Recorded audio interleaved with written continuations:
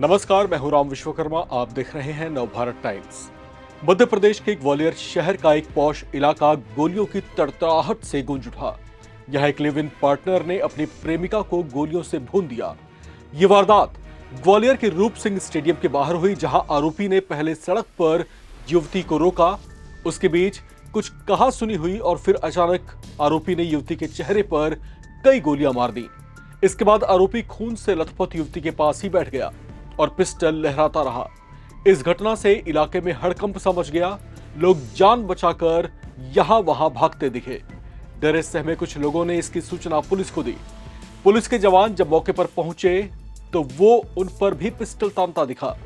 उसे काबू करने के लिए पुलिस को कड़ी मशक्कत करनी पड़ी। हथियार से लैस बदमाश को पकड़ने के लिए पुलिस ने पहले उसकी घेराबंदी की, उसे समझाने की भी कोशिश की, लेकिन उस पर जब कोई असर होता दिखाई नहीं दिया तो पुलिस को उसकी ओर आंसू गैस का गोला छोड़ना पड़ा। इससे वो कुछ बेसुध हुआ तो पुलिस के कुछ जवानों ने हिम्मत दिखाई और उसको वहीं पर दबोच लिया और उसकी पिस्टल को जब्त कर लिया। इसके बाद उसकी जमकर पिटाई की गई और थाने ले जाया गया। वहीं घायल युवती को भी अस्पताल पहुंचाया गया, लेकिन इलाज के दौरान उसने दम तोड़ दिया। जॉब से घर जा रहा था तो गाड़ी मैंने जो आगे निकल गया, जे गली में हाथ डालते हुए जा रहे थे, बातचीत करते जा रहे थे ये लोग। तो बातचीत कर कौन बातचीत करते हुए जा रहे थे? दोनों थे, मतलब ये लड़का और लड़की दोनों थे। तो ये निकलते हुए जा रहे थे तो एकदम आगे निकल गया। मैं पीछे मुड़ के तो खैर देखा नहीं, मैं आम लड़की की तरह चला गया आगे की साइड में।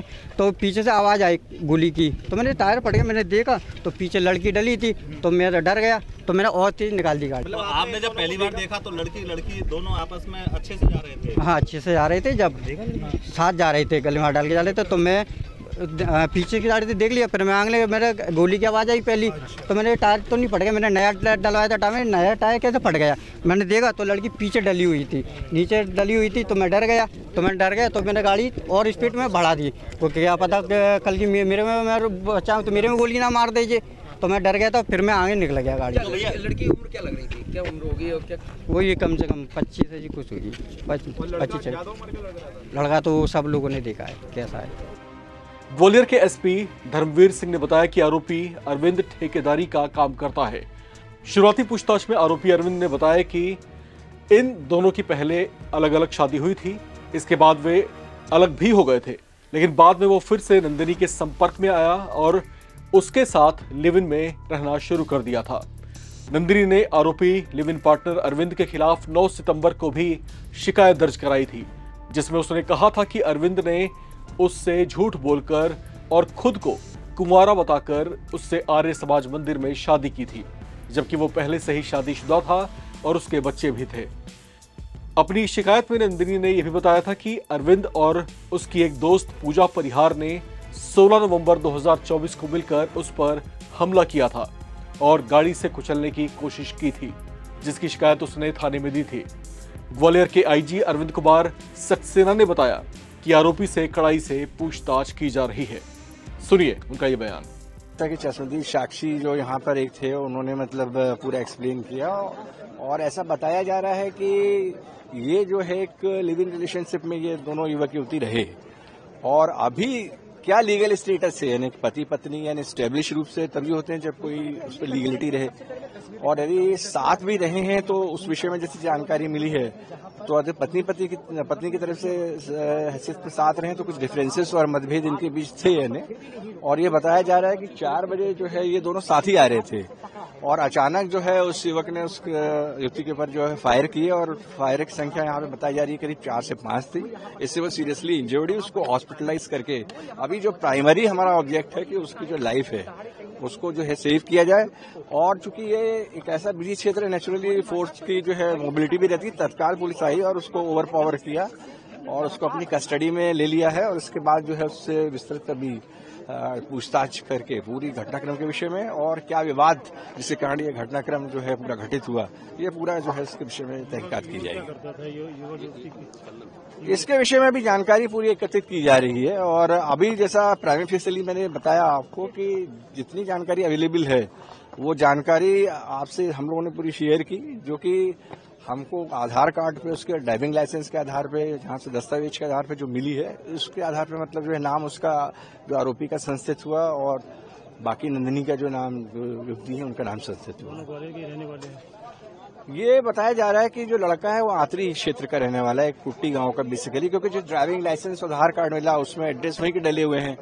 और ऐसा बताया जा रहा है कि लड़की आतरी और ग्वालियर दोनों में उनके साथ मतलब जो है रही है, पर किस स्टेटस में रही है it is to be established. युवती कंडीशन कैसी है इस समय की? निश्चित रूप से गंभीर है, क्योंकि जैसा यहाँ बताया 4 से 5 फायर हुए हैं, तो गन शॉट्स हैं और उसको जो आईसीयू में बाकायदा मतलब जो है पूरी उस मेडिकल जो एड है या जो मेडिकल उसकी जो है पूरा इलाज वो कराया है उसका। मरने से पहले नंदिनी ने 9 सितंबर 2025 को अपने लिव इन पार्टनर अरविंद के खिलाफ एसपी कार्यालय पहुंचकर शिकायत की थी, जिसमें उसने ये भी बताया था कि अब अरविंद और उसकी एक दोस्त पूजा सोशल मीडिया पर उसकी एआई जनरेटेड फर्जी अश्लील तस्वीरें और वीडियो वायरल करने की कोशिश कर रहे हैं।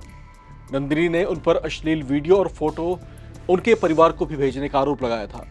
नंदिनी ने पुलिस से आरोपी के खिलाफ कड़ा एक्शन लेने की गुहार लगाई थी, लेकिन उससे पहले ही अरविंद ने उसे गोलियों से भून दिया। पुलिस पार्टी पेट्रोलिंग में थी, ये सूचना मिली कि स्टेडियम के पास में गोली चलने की सूचना मिली है।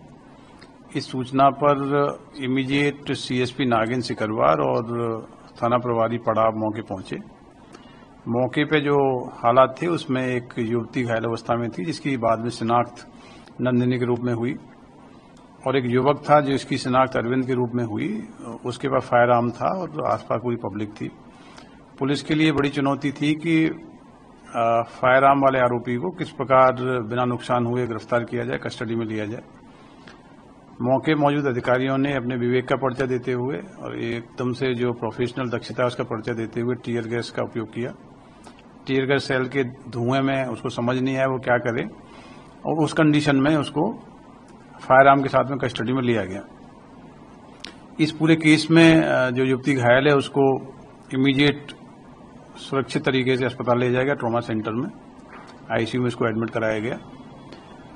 ये पूरी जो घटनाक्रम है इसकी पृष्ठभूमि में ये जो व्यक्ति अरविंद है ये विवाहित है और ये पिछोर थाना क्षेत्र का रहने वाला है। इसके 2 बच्चे हैं, पत्नी है जो इसके गृह ग्राम में रहते हैं। ये महिला जो नंदिनी है ये बेसिकली दतिया की रहने वाली हैं। इनका पूर्व पति है और इनके भी एक बच्चा है। ये 2022 में अरविंद के संपर्क में आई। 2022 से लेके अभी तक अलग अलग जगह पे मुरार थाना क्षेत्र में, सिरोल थाना क्षेत्र में ये लगभग 3 साल से बिना अपने विवाहित वैध पति पत्नी को डाइवोर्स दिए हुए अवैध रूप से लिव इन रिलेशनशिप में रह रहे थे। इस अवधि में इनके लगातार विवाद हुए, झगड़े हुए और इस प्रकार से करीब 5 अपराध, मारपीट और हत्या के प्रयास के दर्ज किए गए। 2024 में इस नंदिनी के द्वारा यह आरोप लगाया गया था कि अरविंद ने उसको कुचलने का प्रयास किया गाड़ी से। पुलिस ने उसकी गिरफ्तारी की, गिरफ्तार करके उसको जेल भेजा गया। लेकिन बाद में न्यायालय में जमानत के विचारण के दौरान महिला अपने बयान से पलट गई और उसके द्वारा बताया गया कि उसको ये घटना झूठी लिखाई गई है। उस आधार पे करीब 2.5 महीने जेल में रहने के बाद अरविंद की जमानत हुई। जनवरी में जमानत से छूट के आने के बाद अरविंद ने जो जानकारी प्रेमा फेसिया अभी पुलिस को दी है कि इसके द्वारा काफी उसकी जो संपत्ति थी उसको हड़प लिया था और इसको पुनः दूसरे मुकदमों में फंसाने की धमकी दे रही थी, जिससे प्रताड़ित था। इस संबंध में महिला के द्वारा भी अभी रिसेंट में शिकायत की गई थी। तो अरविंद को यह डर था कि दोबारा से इसको फंसा देगी और ना तो उसके साथ रहने के लिए तैयार थी। अरविंद को यह भी डाउट था कि ये दूसरे अन्य इसके जो मित्र हैं उनके साथ निवासरत है। तो ब्लैकमेलिंग और अवैध संबंध के कारण ये प्रथम दृष्टया घटना होना पाया गया है। इस घटना में अभी आरोपी कस्टडी में है, एफआईआर दर्ज की जा रही है।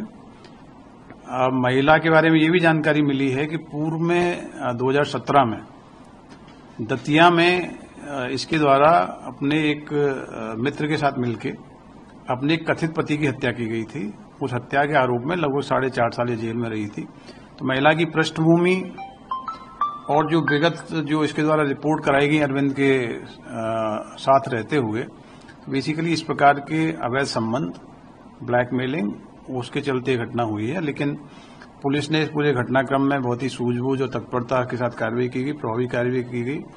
इस प्रकार के आरोपी जो उस परिस्थिति में था, जिसके पास फायर आर्म था, उसको काबू में करना, उसको कस्टडी में लेना बिना किसी को क्षति पहुंचाए हुए, ये सराहनीय कार्य है। बाकी इसमें वैधानिक कार्रवाई की जा रही है। अभी रिसेंटली इसको ट्रॉमा सेंटर में लेके गए थे, आईसीयू में थी, और अभी रिसेंटली जानकारी मिली है कि वो जो गनशॉट इंजरी की चोट थी उनके कारण उसकी मृत्यु हो गई है। परिजन उसके अस्पताल में है। बाकी इसमें कार्रवाई भी